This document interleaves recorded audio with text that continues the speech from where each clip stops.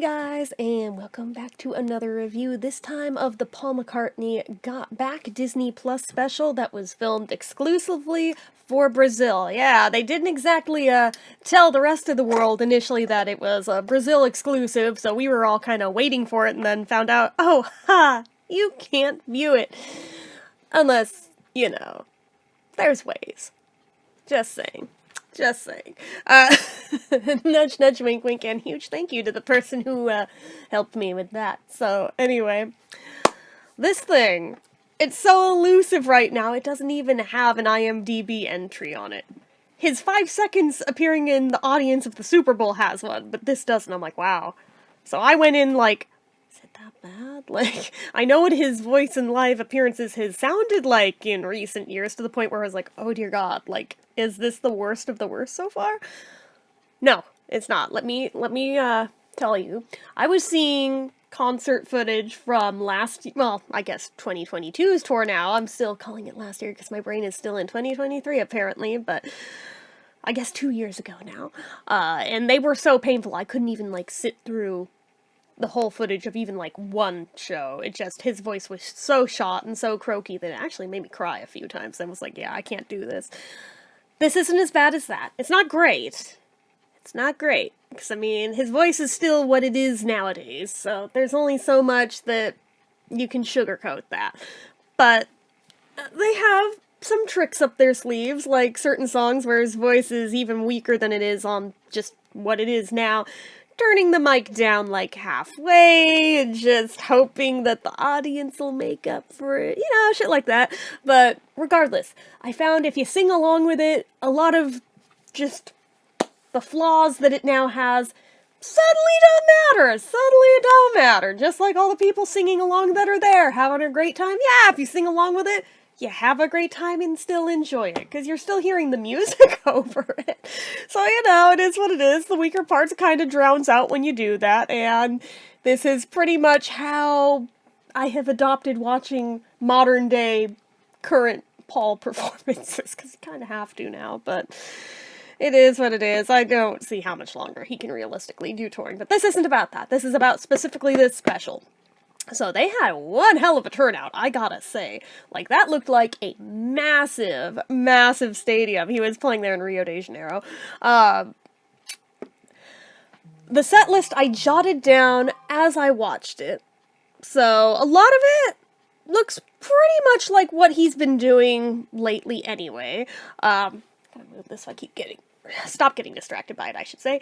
But, it more or less looks like about what it's been for, I don't know how many past tours now, but it is predictable. But there was a couple things in there where I was like, oh, curveball, didn't see this coming. Alright, or at least not in this spot.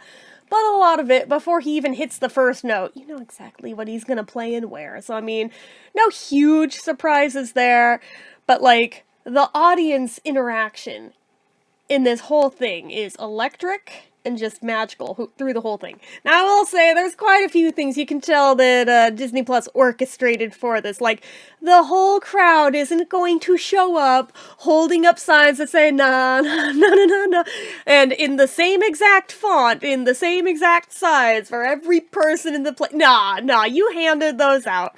Just randomly having a balloon for every person for one song, and for Obla Di Obla Don, everyone's holding them up with their phone behind it to make it look like they're lit up at that, and you could tell they asked him to do this and passed them all out, but it was still cool. It was very cool looking out this, sea of lit up balloons, and you would think maybe there was, a glow stick inside of them. No, it was the phones, because as soon as they started, bopping around like volleyball. You can see there's nothing in them, so just normal balloons, but still very cool effect. But yeah, so the track list for this was Can't Buy Me Love, Junior's Farm, Letting Go, She's a Woman, Got to Get You Into My Life, Come On to Me. That one surprised me. I didn't know he's doing that nowadays. Let Me Roll It, Getting Better, Let 'Em In, 1985, Maybe I'm Amazed, My Valentine, I've Just Seen a Face. That was one of the ones I noticed they turned the mic way down for. In Spite of All the Danger, Love Me Do, Dance Tonight, Blackbird, Here Today, New, Lady Madonna, Jet, Being for the benefit of Mr. Kite, Something, Obla-di-obla-da, Band on the Run, Get Back, Let It Be, Live and Let Die, Hey Jude, I've Got a Feeling, Birthday, the Sgt. Pepper reprise, Helter Skelter, and then the Golden Slumbers, Carry That Weight, You Never Give Me Your Money, and The End medley from Abbey Road. So, let me go through these, anything that stood out that I feel is worth commentating on.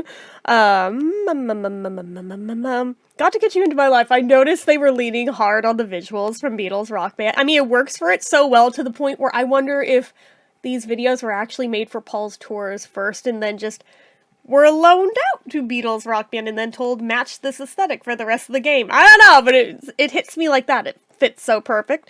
Let's see here.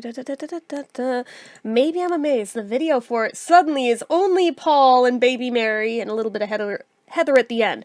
All traces of Linda have been scrapped.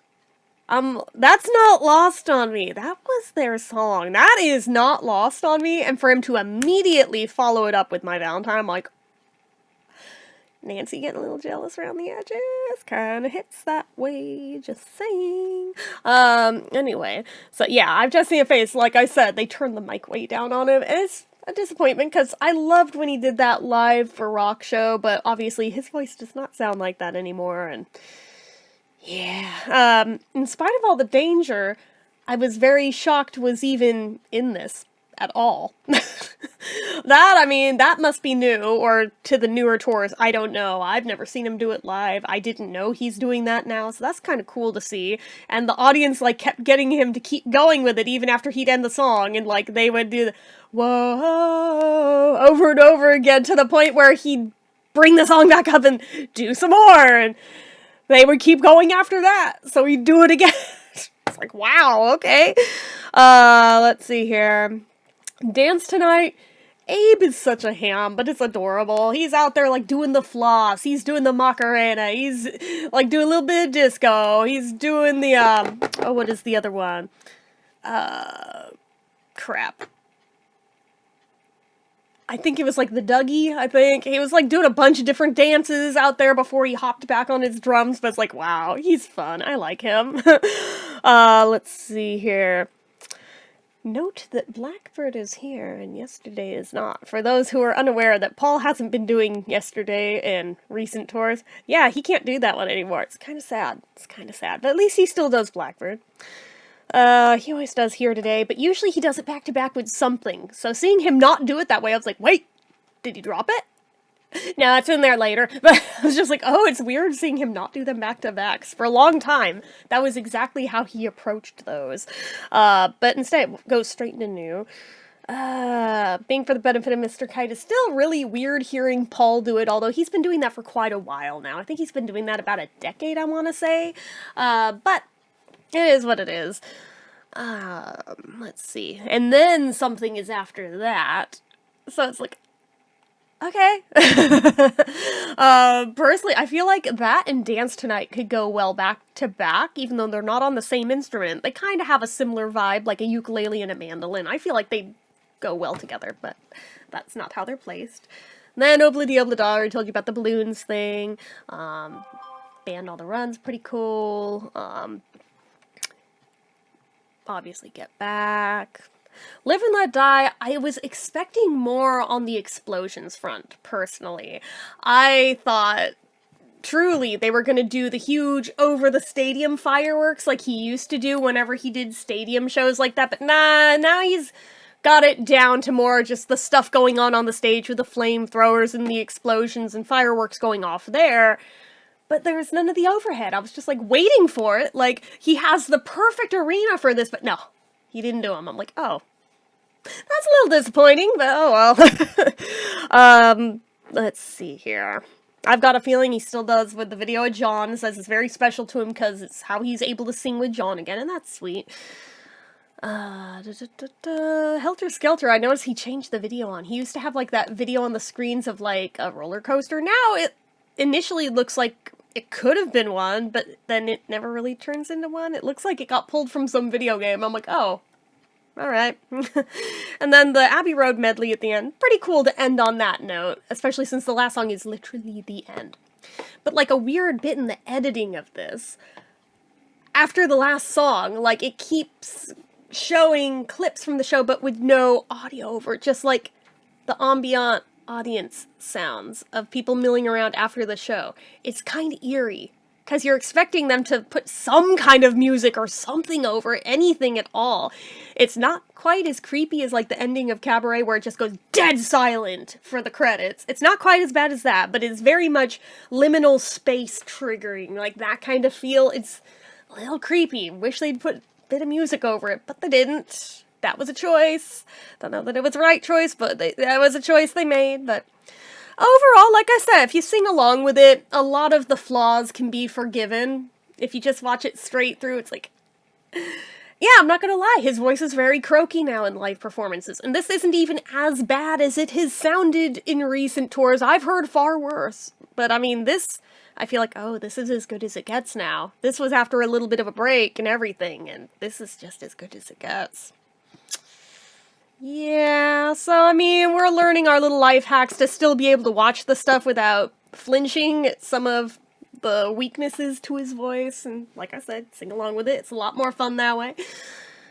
But yeah, I mean, I'd still, even the flaws in the voice included, I'd still give it like a 3.5 out of 5 stars. I mean, that's not bad. That's not the worst. Like I said, I've seen much worse of Paul lately, so actually, I was pleasantly surprised it wasn't as painful as some of the videos I've seen on YouTube have been, because some of those have been truly awful. This one wasn't that bad, so I guess if there had to be one for them to professionally film, I'm glad it was this one.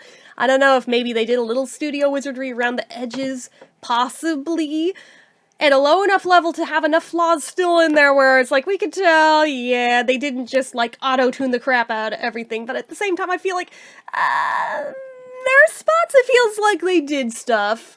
So, I don't know. I don't know for sure. Take it with a grain of salt. I don't know for sure, but I think they did a little something around the edges, but left enough of it intact to still feel legit, so I don't know. But those are my thoughts, in case you were wondering about it and haven't been able to find a way to access it.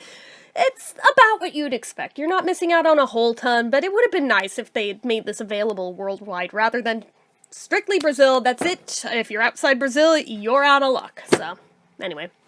That's it for this one, guys. So as usual, you know what to do. If you like this video, go ahead and give it a like. If you're not already and you'd like to be, click subscribe, hit that notification bell icon so you never miss an upload, leave comments down below.